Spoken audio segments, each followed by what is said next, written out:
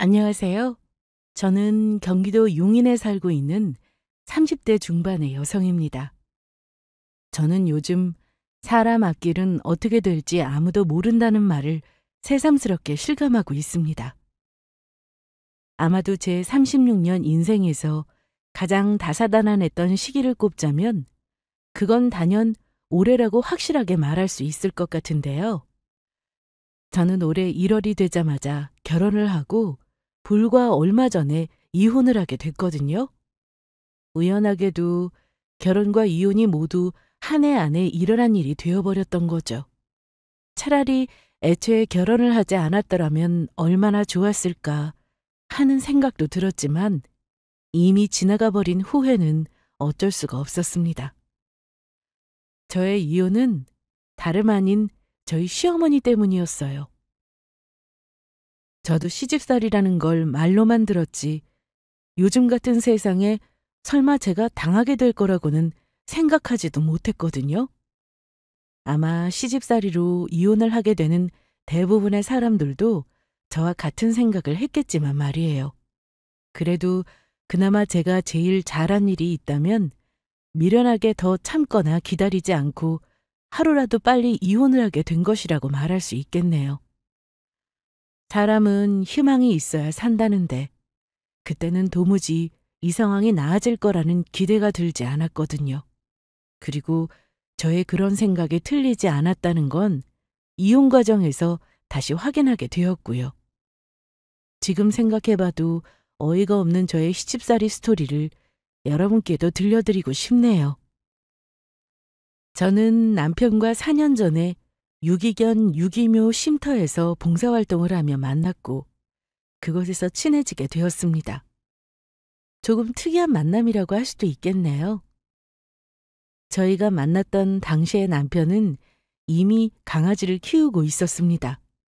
본가에서 키우고 있는 강아지였는데 대학을 졸업한 이후 독립을 해서 나오면서 자주 볼 수가 없게 되었다고 하더라고요. 그래서 외로운 마음에 쉼터에 봉사를 하러 나오게 되었다고 했고요.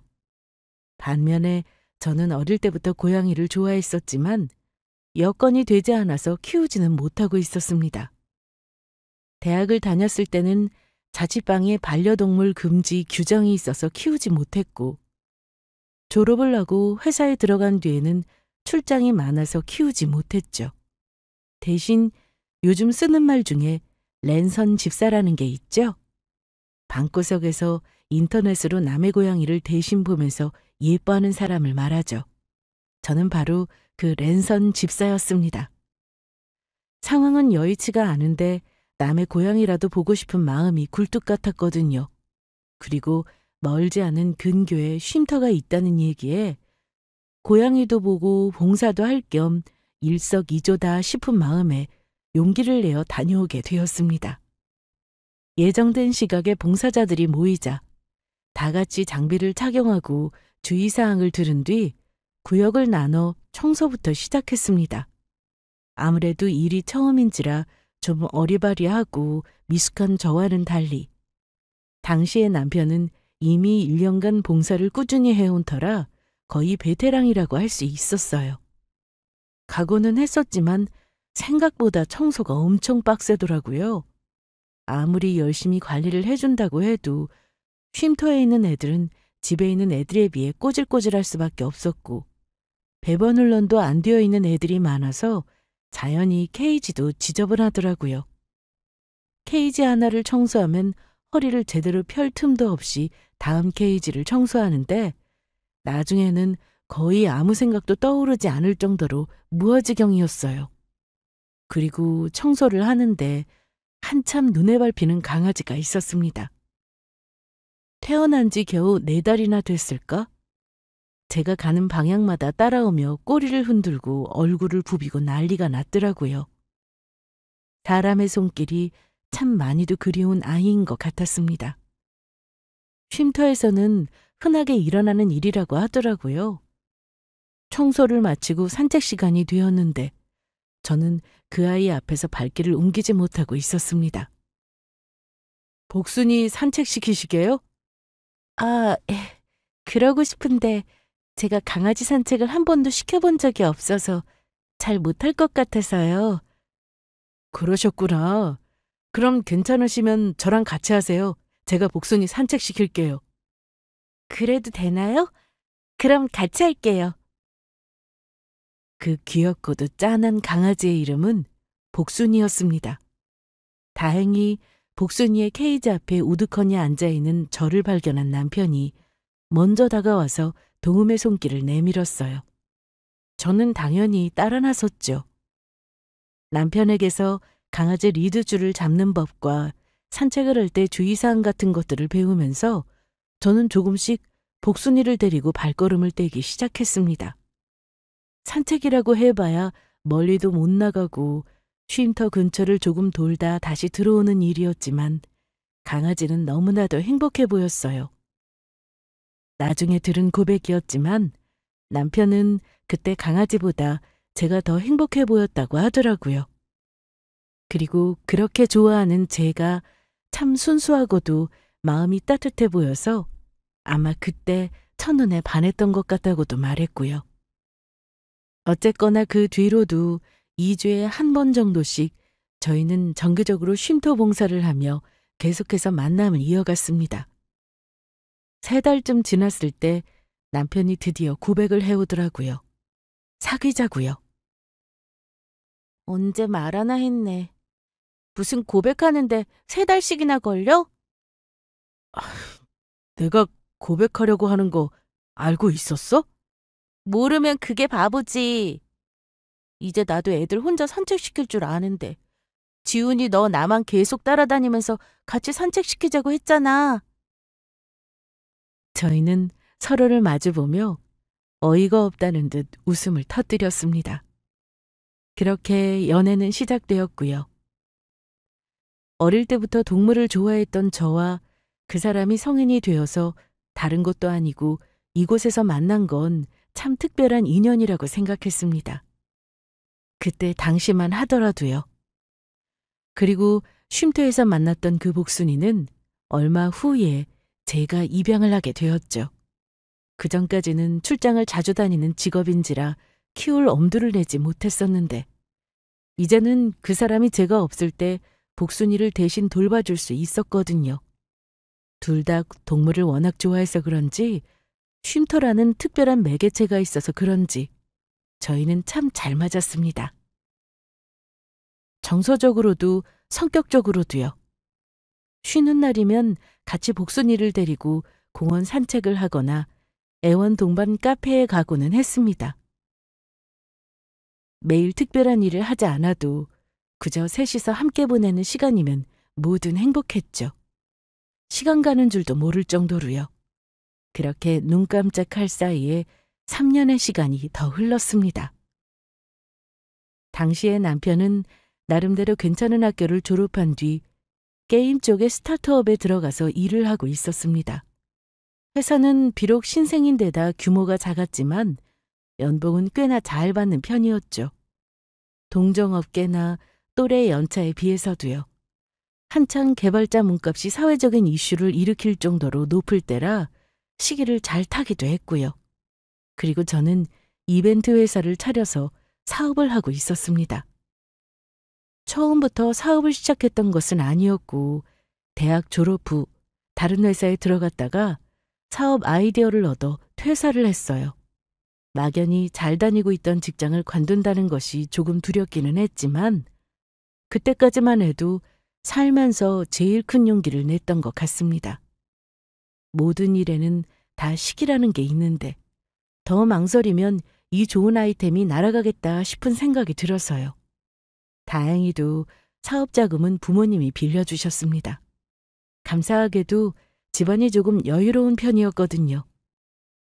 사업을 시작할 때 돈을 빌려주신 부모님과 했던 약속도 있었습니다. 애인이 네가 그렇게 하고 싶다고 하는 일이니 우리로서는 적극 찬성이다만 사업이라는 게 마음먹은 대로 다 되는 건 아니다. 시기도 중요하고 운도 잘 타야 해. 3년 정도 해보고 가망이 없다 싶으면 깔끔하게 접고 다른 일을 하거나 다시 회사에 들어가거라. 엄마는 네가 왜 굳이 잘 다니던 회사를 관두고 그 힘든 사업을 한다는 건지 모르겠다. 그래도 하고 싶은 일은 해야지. 대신에 꼭 건강 잘 챙겨가면서 해야 해. 감사해요. 응원해 주신 것도 그렇고 믿어 주신 것도 그렇고요. 저 열심히 해서 꼭 성공할게요. 빌려주신 돈은 물론 100%는 아니었고 전체 사업 자금의 8할 정도였지만 그 정도만 해도 저는 풀대출을 받는 다른 사업자들보다 훨씬 상황이 유리했죠. 첫 해 1년 동안은 정말 많은 시행착오가 있었습니다. 이러다 약속했던 3년은커녕 1년 만에 돈을 다 까먹고 문 닫아야 하는 게 아닌가 싶은 걱정마저 들었죠. 하지만 다행스럽게도 2년 차 때부터 빛을 보기 시작했습니다. 사업 초기에는 개인이 하는 프라이빗 파티를 대상으로 했지만 규모가 커지면서 점차 기업 이벤트를 위주로 하기 시작했고 그때부터 매출도 확연히 늘어나기 시작했습니다. 이 연애를 시작할 때 사업도 막 시작했던 시기였고 만나는 동안 점점 더 잘 되어가서 남편이 우스갯소리로 다 자기를 만난 덕분이 아니냐며 농담처럼 생색을 내기도 할 정도였죠. 둘 다 일도 열심히 하고 연애도 열심히 하고 다행히도 열심히 한 성과가 잘 나오고 있고 저는 우리의 관계가 너무나도 이상적인 그림이라고 생각했습니다. 이렇게 잘 만나다가 결혼해서 평생을 함께하는 미래를 그리는 것도 어쩌면 당연하다는 생각이 들 정도로요. 어느 순간부터 저희는 계속 말끝에 우리가 나중에 결혼을 하게 되면이라는 가정법을 쓰고 있더라고요. 서로가 아닌 다른 사람과 결혼하는 모습을 상상하는 일이 조금씩 어려워질 정도로요. 그러다 보니 대충이나마 결혼 준비를 시작할 날짜 이야기가 나왔을 때도 그래서인지 그렇게 놀라울 일은 아니었습니다. 하지만 정작 그 시기가 도래했을 때 저희는 약간의 난관에 봉착했습니다. 그 사실을 깨닫게 된 건 예비시댁에 인사를 드리러 갔을 때였어요. 밥을 먹고 차까지 마시고 나오기까지 그 오랜 시간을 예비 시어머니는 저와 눈을 잘 마주치지 않으시더라고요. 주로 대부분은 당신 아들을 바라보고 계시거나 제 벽 뒤에 어딘가를 보고 계시는 느낌이었습니다. 그때까지만 해도 저는 그저 예비 시어머니가 낯을 많이 가리시나 하는 생각을 하고 있었을 뿐이었어요. 어른들이라고 해서 무조건 다 적극적이고 사교적이리라는 보장은 없으니까요. 하지만 시간이 갈수록 저는 그게 아니라는 걸 알게 되었습니다. 왜냐하면 남편이 말을 걸 때와 제가 말을 걸 때의 반응이 사뭇 다르셨거든요. 저희 둘을 바라보는 표정도요. 내가 전해 듣기로 아가씨는 무슨 사업을 한다고 하는 것 같은데. 네, 이벤트 사업을 하고 있습니다. 쉽게 말씀드려서 고객이 원하는 컨셉을 주문받아서 맞춤형으로 기획하고 행사까지 진행하는 사업이에요. 장소 섭외부터 시작해서 홍보까지 맡을 때도 있고요. 아유, 나는 사업은 복잡해서 하다가 망할 수도 있지 않나? 아, 물론 사업이라는 게 다 그런 리스크가 있기는 한데요. 저는 아직까지는 안정적으로 잘 운영하고 있는 편입니다. 사업도 꾸준하게 확장되고 있는 추세고요. 걱정 안 하셔도 됩니다. 예비 시어머니의 첫 질문은 저의 사업에 관한 것이었어요. 당연히 궁금하실 수 있는 부분이라고 생각해서 저는 최대한 이해하시기 편하게끔 웃으며 설명을 드렸고요. 하지만 예비 시어머니는 뭔가 탐탁지 않은 얼굴로 대충 고개를 끄덕이시더라고요. 나는 옛날 사람이라 그런가. 사업은 남자 일이라고 생각이 들어서 여자는 우리 지훈이처럼 그냥 월급 주는 회사나 다니다가 아이 낳고 잘 키우는 게 최고라는 생각이 드네. 월급 주는 회사 다니는 게 뭐가 좋아요? 월급 주는 사장이 훨씬 좋지. 혜인이가 능력자라서 그 월급 주는 사장하고 있잖아요. 제가 뭐라고 입을 떼기 전에 남편이 먼저 예비 시어머니의 말을 자르며 대답했습니다.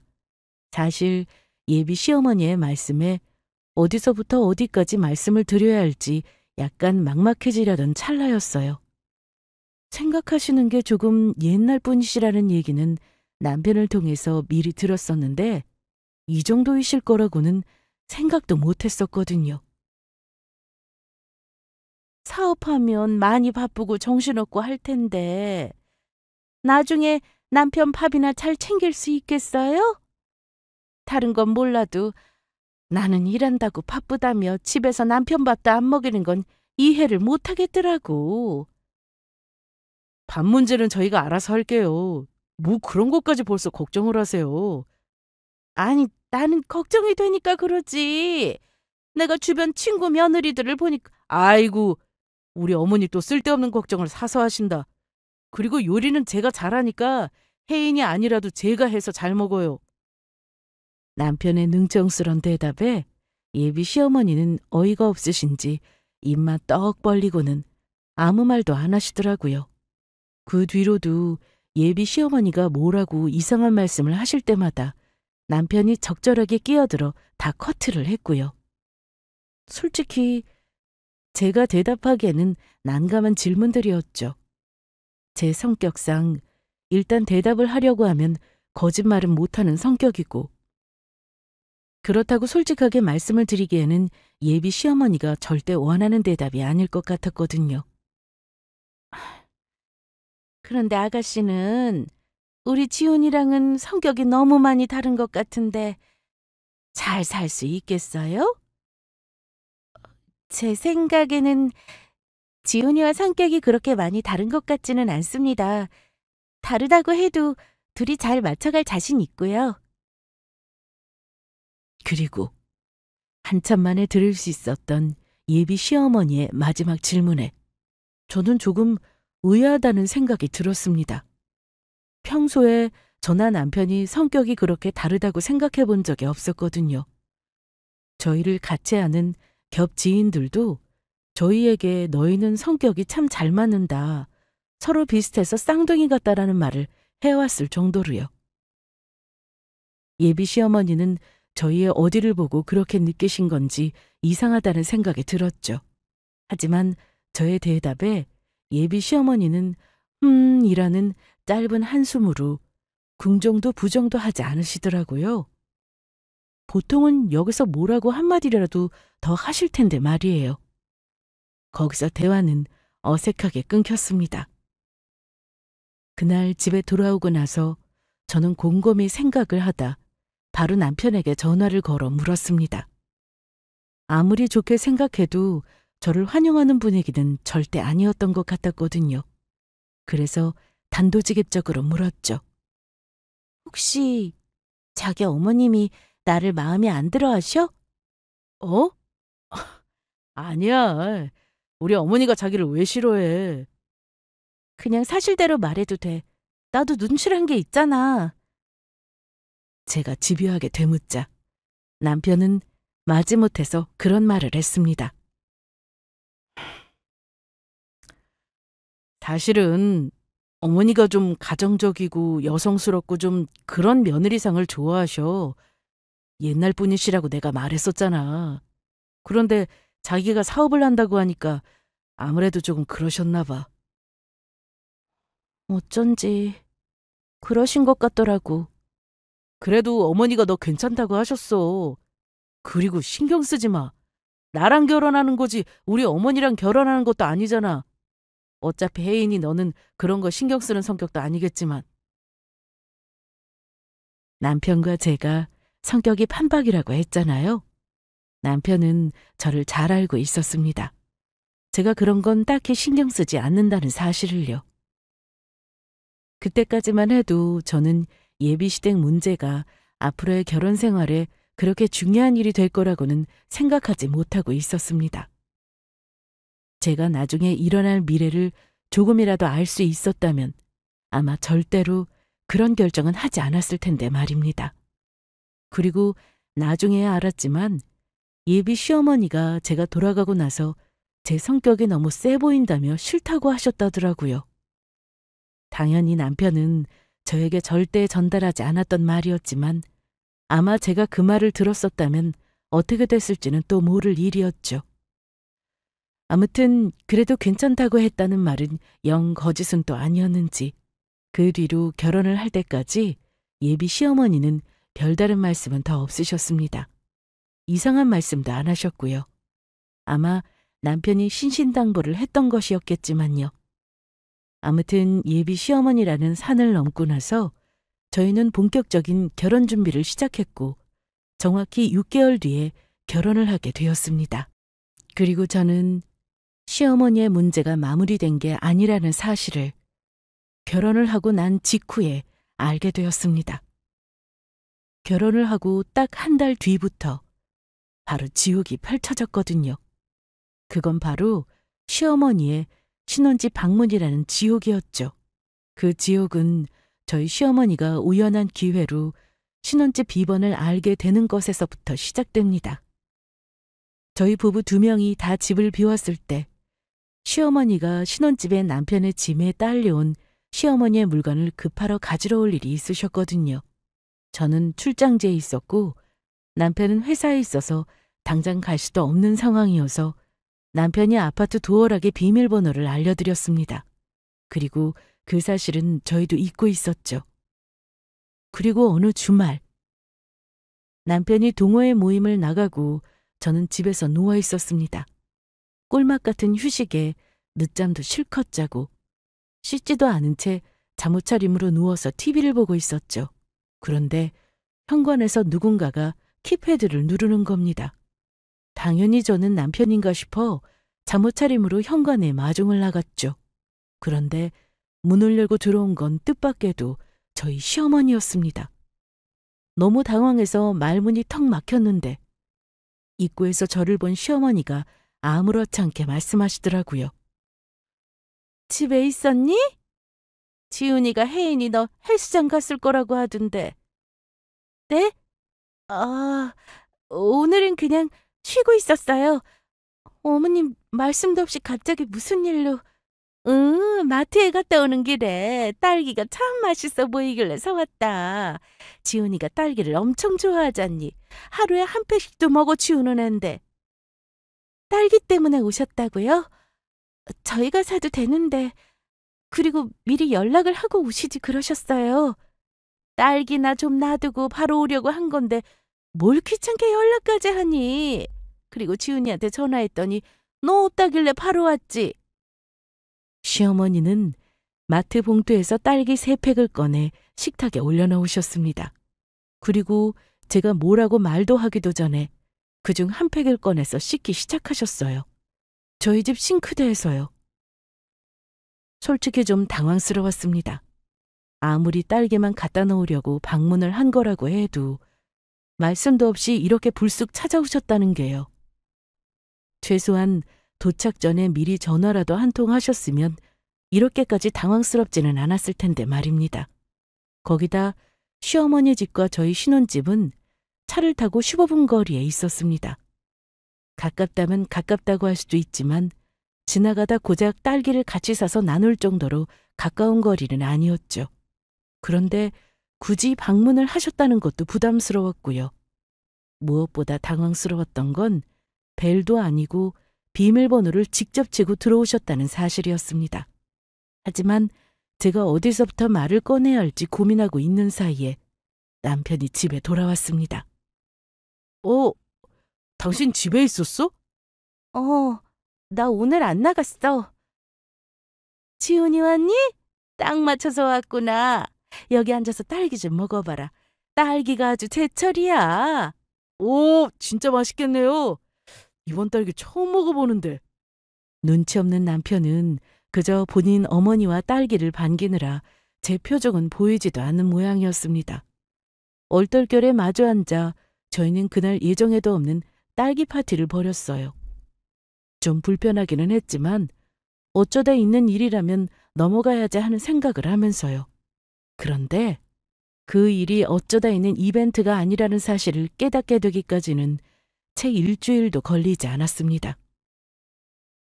어머님, 갑자기 오늘은 또 무슨 일로 오셨어요? 부추 넣어서 겉절이 담았는데 너희 먹으라고 가져왔다. 너희라고는 하셨지만 제가 아니라 남편이었죠. 저는 알레르기가 있어서 부추를 전혀 못 먹었거든요. 제가 못 먹는 음식을 가져오신 건 그렇다 치고 그 뒤로도 이런 일은 수두룩하게 반복되었습니다. 제철 과일이나 만드신 음식이나 하다못해 식재료를 너무 많이 사셨다면서 가져오신 적도 한두 번이 아니었어요. 그것도 처음에는 주말에만 방문을 하시다가 나중에는 평일 주말 가리지도 않으셨죠. 적어도 남편이 있을 때 오시는 것도 나중에는 남편이 있든 말든 제가 집에 있든 말든 상관없이 방문하시기 시작하셨고요. 문제는 그렇게 오셔서 정작 재료만 놔두고 가는 게 끝이 아니었다는 겁니다. 처음에는 물론 방문 목적대로 가지고 오신 물건만 놔두고 가시고는 했죠. 하지만 그 횟수가 반복될수록 점점 저를 불편하게 하는 것들이 추가되기 시작했습니다. 대표적으로는 이런 게 있었어요. 집이 왜 이렇게 정리가 안 되어 있고 어수선해? 청소를 안 하고 사니? 이번 주에 너무 바빠서 청소할 시간이 없었어요, 어머님. 그렇지 않아도 오늘 하려고 하던 참이에요. 어휴, 빨래통에는 옷이 왜 이렇게 많이 쌓여 있어? 빨래는 자주자주 해야지. 나 때는 매일같이 빨래를 했다. 이렇게 쌓아두면 이불로 또 없겠구만. 일 나가는 남편 와이셔츠는 다려 입히니? 오실 때마다 집안 곳곳을 돌아보시면서 시어머니 눈에 보이는 모든 곳을 지적하기 시작하시는 겁니다. 와이셔츠는 다려 입히냐는 말도 참 듣기 좋은 말은 아니었어요. 제가 가정주부도 아니고 저도 일하느라 바쁜데 남편 셔츠를 아내가 다려주는 건 지키지 않으면 하늘이라도 무너질 것처럼 말씀을 하시는 게요. 셔츠는 많아서 걱정 안 하셔도 돼요. 빨래는 원래 남편이 하는데 그이가 요즘 많이 바쁜지 미루고 있네요. 얘는 남편이 바쁘면 네가 해야지. 내일 네 일이 어디 있어. 이렇게 쌓인 걸 보면 너라도 돌려야 할 거 아니야. 언제는 입버릇처럼 남편이 할 일, 아내가 할 일이 따로 있다고 하시더니 이럴 때는 또 네 일 내 일이 없다고 하시더라고요. 일단 남편이 빨래를 담당한다는 것부터가 마음에 안 드셨겠지만 말입니다. 시어머니의 간섭은 그뿐만이 아니었어요. 이게 뭐야? 너는 뭘 이런 걸 샀니? 보는 눈도 없이. 그거 요즘 유행하는 디자인이에요, 어머님. 제 눈에는 예쁜데요. 예쁘기는 뭐가 예뻐? 나는 이해를 못하겠다. 도대체 이걸 얼마 주고 산 거니? 집에 사들이는 모든 물건들에 일일이 입을 대시더라고요. 가격을 말씀드리면 더 난리가 났죠. 비싼 건 왜 쓸데없이 이렇게 비싼 걸 샀냐고 하셨고 또 싼 건 왜 이렇게 저렴한 걸 샀냐고 하시더라고요. 보는 눈이 없다는 말씀은 덤이었죠. 나중에는 하도 뭐라고 하시니까 제가 스트레스 받아서 뭘 사는 게 싫어질 지경이더라고요. 시어머니가 보시면 또 뭐라고 하실지 안 봐도 뻔해서요. 그나마 남편이 있을 때는 오히려 이게 얼마나 유행하는 건데 어머니가 아무것도 몰라서 그러는 거다. 집들이 왔던 친구들도 보고 다 예쁘다고 했다 등등. 남편이 알아서 커버를 쳤지만 남편이 없을 때는 온전히 저의 몫이었습니다. 도대체 내가 내 돈 주고 산 물건에 왜 이렇게 안 좋은 소리를 들어야 하는 건지 저는 너무 스트레스를 받은 나머지 남편에게 결국 말을 꺼냈어요. 어머님 너무 간섭이 심하신 것 같지 않아? 뭘 사지를 못하겠어. 어머님이 또 뭐라고 하실지 눈치가 보여서. 당신답지 않게 뭘 눈치를 보고 그래. 우리 어머니가 그냥 젊은 애들이 뭘 산 게 신기해서 하시는 말씀이지 뭐. 신기해서 하시는 말씀도 한두 번이지. 물건 사드리는 것마다 전부. 나 너무 스트레스 받아. 알았어. 내가 어머니한테 말씀드릴게. 이제 물건 사는 걸로 뭐라고 하지 마시라고. 남편은 그게 뭐 별일이냐며 대수롭지 않게 넘겼지만 제가 진지하게 말을 꺼냈더니 금세 분위기를 눈치채고는 알겠다고 저를 달래더라고요.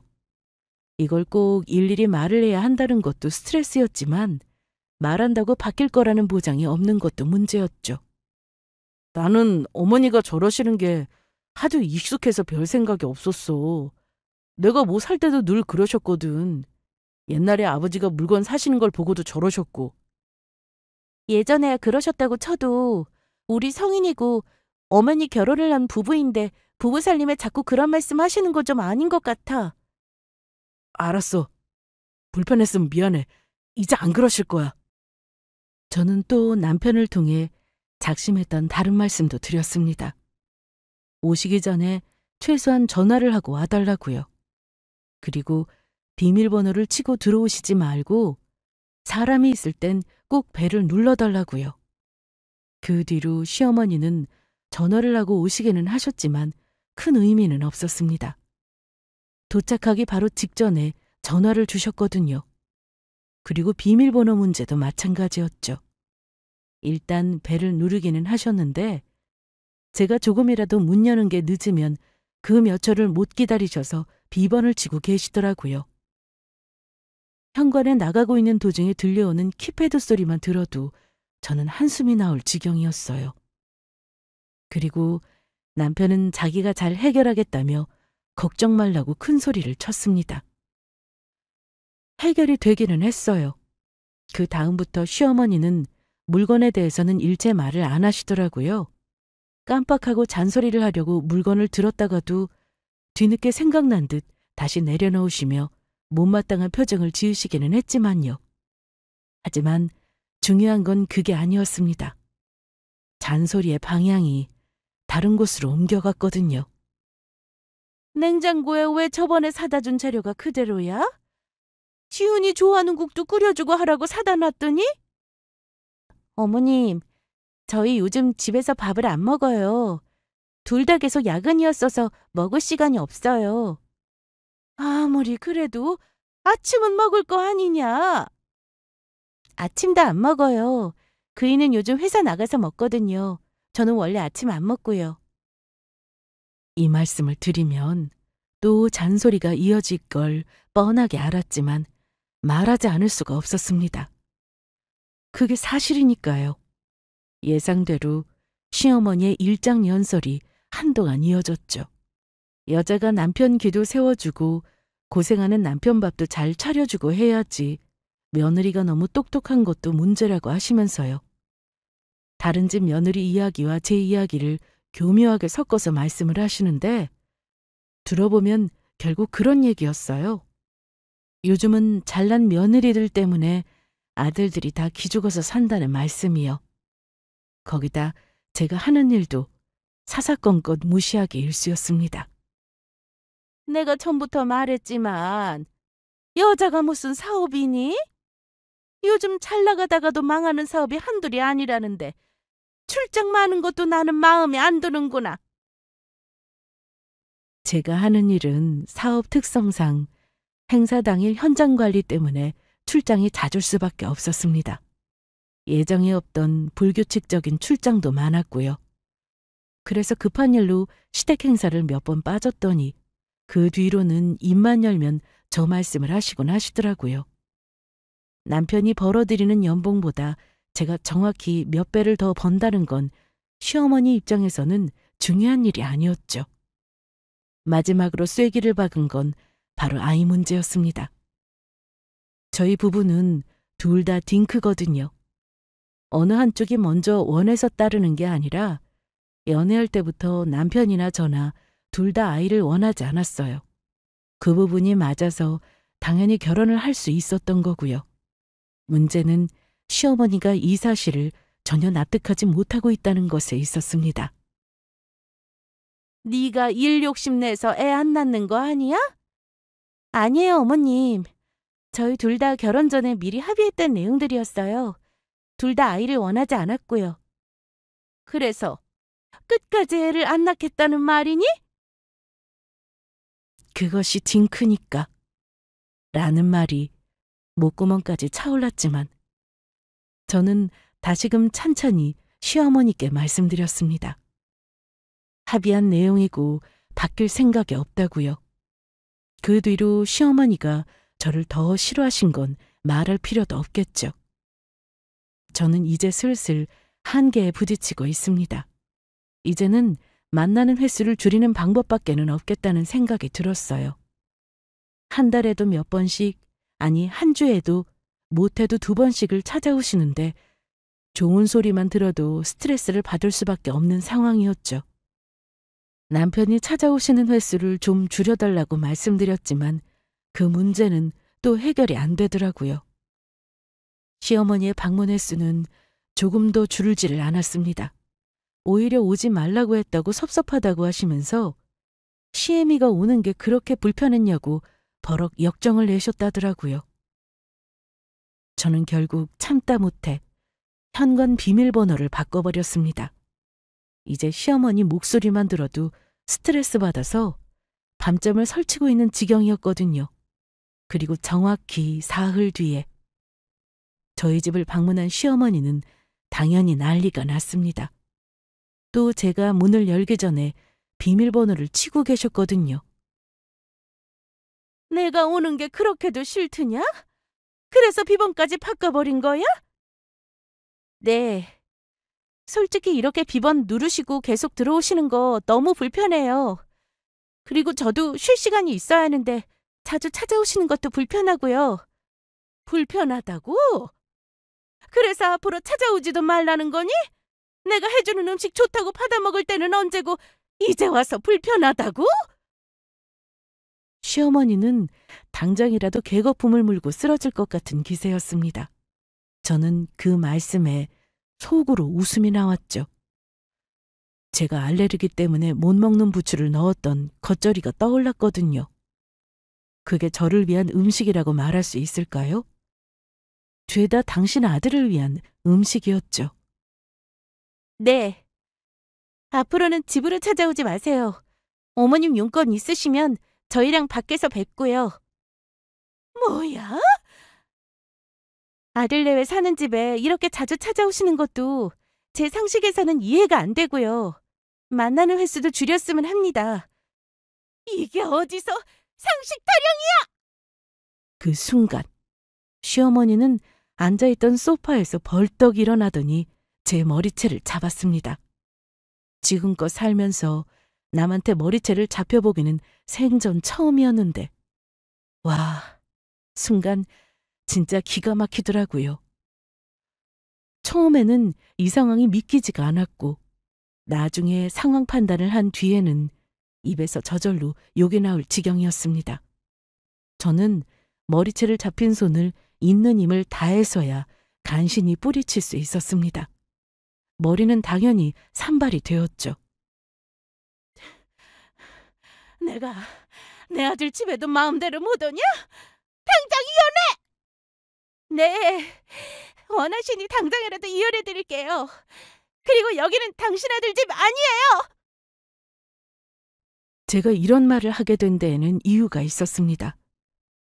결혼하던 당시에 저희의 앞에는 시어머니 말고도 한 가지 난관이 더 남아 있었어요. 그건 바로 남편이 결혼 직전에 주식으로 거액을 날리게 되었다는 사실이었습니다. 그래서 지금까지 3억을 날렸다고? 그럼 우리 신혼집은 어떻게? 대출 받아야지. 진짜 미안해, 혜인아. 지금이라도 남은 돈은 뺄 수 있는데 지금 빼기에는 손해가 너무 커서. 진짜 머리가 아프더라고요. 남편은 지금까지 모은 돈을 거의 주식에다 투자를 하고 있었습니다. 처음에는 제대로 굴리는 것 같더니 결혼 이야기가 나오니까 조금 더 좋은 집으로 갈 욕심에 무리를 했다고 하더라고요. 그동안 사들이던 안정적인 회사 주식이 아니라 급등주에 돈을 넣었다고요. 저희는 애당초 계획에 신혼집을 반반씩 보태서 매매를 하려고 했었습니다. 저는 제가 모은 돈을 찾아서 남편은 넣어뒀던 주식을 팔아서요. 그러면 대출을 더 받지 않고도 작은 아파트로 가는 게 가능했거든요. 하지만 결혼 직전에 그 모든 계획이 다 어그러질 상황에 처해버리게 된 겁니다. 저는 어이도 없고 화도 났지만 그럴 수 있는 일이라고는 생각했습니다. 저도 저희 아버지도 사업을 하다 보니 돈의 단위가 조금 커지기도 했고 잃어버린 돈이 또 영원히 없으리라는 생각은 하지 않았거든요. 어쨌거나 요즘 증시가 안 좋기도 해서 저 사람의 말대로 당장 남은 돈을 빼는 게 더 큰 손해인 상황이었습니다. 남편이 샀다는 주식은 저도 잘 알고 있는 회사의 것이었는데 비록 급등주이긴 했지만 놔두면 언젠가는 오르긴 할 주식이었죠. 저희는 당장 돈이 필요한 게 문제였지만요. 결국 해결할 방법은 없는 셈이었습니다. 저희는 할 수 없이 대출을 받기로 했어요. 하지만 다행히도 나중에 이 사정을 듣게 된 저희 친정에서 신혼집을 도와주기로 하셨어요. 그래서 신혼집은 제가 모은 돈과 남편이 잃은 돈 3억을 친정에서 지원해줘서 구매하게 되었죠. 남편은 너무 고맙고 죄송하다며 저와 저희 부모님께 감사 인사와 함께 몇 번을 사과했습니다. 그리고 그때 남편이 저에게 한 부탁이 있었죠. 자기, 나 부탁이 하나 있는데 우리 결혼할 때 집을 공동 명의로 한 척 해주면 안 될까? 우리 어머니한테만 말이야. 그게 무슨 말이야? 왜? 아니, 우리 집에서는 반반 집 사서 결혼하는 줄 아시는데 아니라고 하면 내가 주식해서 돈 잃은 것도 말씀드려 하니까 어머니 충격받으실 것 같아서 말이야. 알겠어. 뭐 어려운 건 아니니까. 대신에 앞으로 주식에 더 이상 돈 넣을 생각하지 마. 알았어? 알았어. 앞으로 절대로 안 할게. 이렇게 된 사연이었습니다. 저는 남편의 부탁대로 결혼할 때 공동명의로 집을 산 척을 해주었고 시어머니도 지금까지 그런 줄로만 알고 있었죠. 그래서 지금 이 순간 시어머니가 내 아들 집이라는 말을 하게 된 겁니다. 저는 산발한 머리채를 하고 새빨개진 얼굴로 저를 노려보는 시어머니에게 말했어요. 이혼 서류에 도장 바로 찍어줄 테니까 내 집에서 당장 나가요. 그게 무슨 헛소리야? 이게 왜 네 집이야? 우리 아들 집이지. 이혼을 하더라도 반반인 거 몰라? 당신 아들이 주식으로 3억 날린 얘기는 아직 못 들으셨나 봐요. 이 집 명의는 당연히 집을 해온 내 단독 명의죠. 당신 아들 이름으로는 단 1%도 지분이 없다고요. 그러자 시어머니 얼굴이 바로 사색이 되었습니다. 말도 안 되는 소리를. 누가 3억을 날려? 우리 지훈이가? 너 지금 그게 사실이야? 사실인지 아닌지는 이혼할 때 서류 보면 아시겠네요. 어쨌거나 이혼을 해서 나가더라도 이 집에서는 당신이랑 당신 아들이 나가야 하고요. 아이고, 이게 무슨 일이야? 아니, 이게 대체 무슨... 지훈아, 우리 지훈이... 시어머니는 다리에 힘이 풀린 듯 바닥에 주저앉아 어디론가 전화를 걸었습니다. 아마 밖에 나가 있는 남편이었겠죠. 전화기 너머로 남편의 당황한 목소리가 같이 들리더라고요.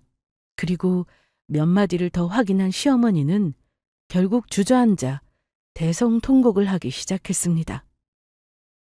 온몸을 사시나무 떨듯 벌벌 떨면서요. 아이고, 어쩌다 이런 일이 생겼어. 시어머니의 신세 한탄 겸 통곡은 그 뒤로도 한참이 더 이어졌습니다. 저는 그 앞에서 말없이 그 광경을 우두커니 쳐다보고 있었고요. 뒤늦게 전화를 받은 남편이 집으로 뛰어들어왔습니다. 산발이 된 제 머리와 울고 있는 시어머니, 그리고 몸싸움 와중에 난장판이 된 집안꼴을 보고는 기겁을 하더라고요. 이게 무슨 일이야? 여보! 어머니! 지훈이 이놈아! 너 어떻게 된 거야, 이놈의 자식! 아, 어머니, 이럴까봐 말씀 안 드린 거예요. 근데 이게 대체 무슨 일이에요? 여보, 무슨 일이야? 무슨 일인지는 당신 어머니한테 물어봐. 그리고 방에 들어가서 짐 쌀 준비하고. 짐? 무슨 짐을 싸? 그 말을 듣자 이해가 되지 않아 되묻는 남편과 놀라 번쩍 고개를 드는 시어머니 얼굴이 겹쳐 보였습니다. 저는 팔짱을 낀 채로 그 얼굴을 마주 보았죠. 아가, 혜인아, 아까는 내가 잘못했다. 내가 순간적으로 너무 화가 나서 그만 마음에도 없는 소리를 한 거야. 없던 일로 하자. 없던 일이라뇨. 있었던 일을 어떻게 없던 일로 해요? 제가 잡힌 머리채는 어쩌고요? 머리채? 어머니, 혜인이 머리채 잡으셨어요? 남편이 기절할 듯 놀라며 되물었지만 시어머니는 그쪽은 돌아볼 생각도 하지 않고 저에게 빌기 시작했습니다. 혜인아, 미안하다. 네가 한 번만 용서해라. 아이고, 내가 왜 그랬지? 그때는 진짜 뭐에 쉬었나 보다. 이혼이라니 말도 안 되는 소리지. 내가 이렇게 사과하마 이런 걸로 이혼한다는 게 말이 되니? 이런 걸로도 이혼을 안 하면 대체 뭘로 이혼을 하겠어요? 저도 덕분에 정신이 번쩍 들었네요. 내일 바로 이혼 서류에 도장 찍어 보낼 테니까 같이 도장 찍고 정리하는 걸로 하시죠. 당신도 그렇게 알고 있으면 돼. 여보, 혜인아, 이혼이라니 그게 무슨 말이야? 나중에 사정을 다 알게 된 남편은 시어머니와 함께 손이 발이 되도록 빌었지만 소용없는 일이었습니다. 사실 남편이 그렇게까지 잘못한 일은 아니라 조금 안쓰러운 생각도 들기는 했지만 저는 곧 마음을 다잡아 먹었습니다. 시어머니를 이 지경까지 방치한 것도 다 본인이 중간 역할을 못해서 생긴 일이었으니까요. 애초에 비밀번호를 공유했을 때부터가 문제의 시작이었을까요? 저는 언제부터 이 모든 일이 잘못되기 시작했는지를 고민하다가 그것도 곧 포기해버렸습니다. 이제는 다 의미가 없는 일이었거든요. 남편은 처음에는 이혼을 못한다고 펄펄 뛰었습니다. 절대 협의 이혼은 없다고요. 하지만 저는 그럼 소송으로 가겠다며 시어머니가 제 머리채를 잡았던 홈캠 영상을 보냈어요. 더불어 그동안 시어머니가 제게 했던 폭언을 녹음한 파일과 매일같이 신혼집에 찾아온 것, 저에게 보냈던 문자들 등등 모든 자료를 정리해서 함께 보냈고요. 결국 저희는 협의 이혼을 하게 되었죠. 이것이 정확하게 6개월을 살고 이혼하게 된 저의 이혼 사연이었습니다. 저는 이 일을 통해서 많은 걸 깨달았지만 그중에 가장 확실한 것이 하나 있습니다. 저와 비슷한 일을 겪고 계신 분들이 있다면 질질 끌지 말고 그 문제를 확실하게 해결하든지 아니면 뒤도 돌아보지 말고 이혼을 해야 한다는 조언을 드리고 싶어요. 이런 문제는 시간이 갈수록 악화되기만 하지 절대로 나아지는 일이 없더라고요. 그리고 빨리 그 일에서 벗어나시기를 간절히 기도하겠습니다. 저 역시 이혼을 통해서 비로소 이 모든 고통에서 해방되었거든요. 여기까지 들어주셔서 감사합니다.